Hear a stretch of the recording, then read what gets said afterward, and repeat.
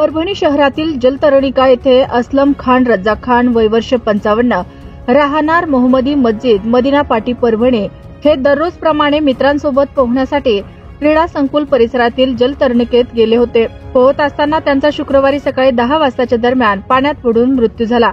3 तासानंतर त्यांचा मृतदेह सापडला। याबाबत मिळालेली माहिती अशी की शुक्रवारी सकाळी जिम मॉर्निंग वॉक करून अंदाजे 8:30 ते 9च्या दरम्यान ते आपल्या मित्रांसोबत जलतरणिकेत पोहोचले व पोहू लागले। त्यानंतर त्यांच्या मित्राच्या निदर्शनास आले की असलम खान हे कुठे दिसत नाहीत, म्हणून जलतरणिकेच्या कर्मचाऱ्यांना माहिती दिली व शोधाशोध सुरू झाली।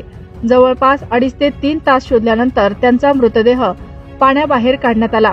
मागील 1.5 महिन्यापासून ते जलतरणिकेत दररोज सकाळी पोहण्यासाठी येत होते।